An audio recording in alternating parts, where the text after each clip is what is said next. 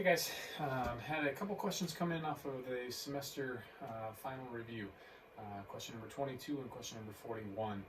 41 is one that was clearly written to be more of a multiple choice question, so we'll talk about that when we get to that. But let's take a look first at number 22. Number 22 is asking you to solve the following equation: sine squared plus sine x equals 0.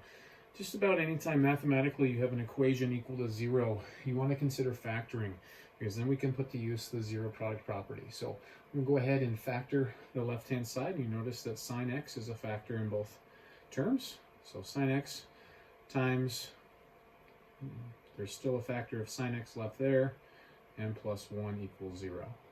Now I can apply that zero product property and set each of the factors equal to 0.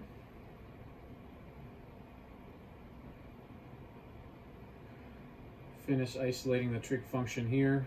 Sine x equals -1, or sine x equals 0 would be solutions to this equation. So we need to solve for x. So we're thinking about at what angle is sine equals 0. Now notice, this one, by the way, did not specify that they only wanted their answer in the interval from 0 to 2 pi, like is common. So this is looking for all solutions to this equation. So I'm thinking about picturing this in my head, or I'm drawing a quick little unit circle. Where is sine, or y, 0? It's 0 here and it's 0 here.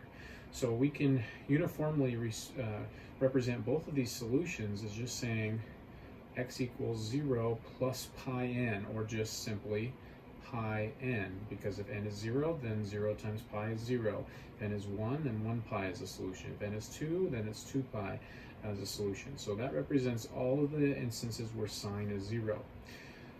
Where is sine -1? So again, I'm picturing that unit circle where sine, or y, -1, right down there. And that's the only spot on one revolution of the unit circle where sine is -1. So I have this solution, which would be x equals, 3 pi over 2, and then plus 2 pi n. So I can keep adding 2 pi to get a coterminal angle.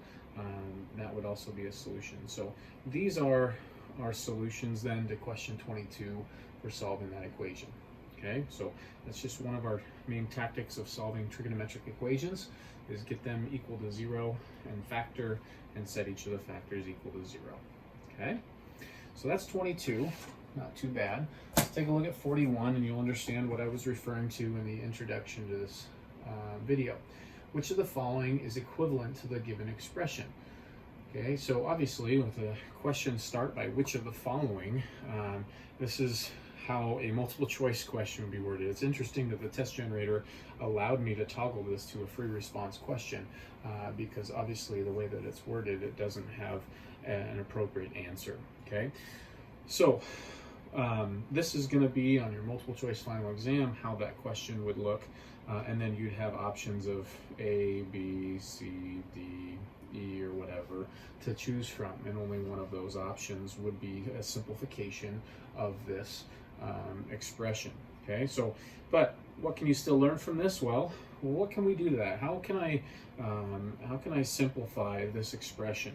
Well, anytime that I think of sine squared, I should be thinking about the Pythagorean identity. Remember, sine squared plus cosine squared always equals 1. So thus, sine squared, just with a quick little manipulation of that equation, is 1 minus cosine squared, right? So if I were to replace 1 minus cosine squared in the place of sine squared, then this is the same thing as 1 minus cosine squared x over 1 minus cosine x. Now, one thing that stands out to me, and hopefully to you as well, is that the numerator is a difference of squares.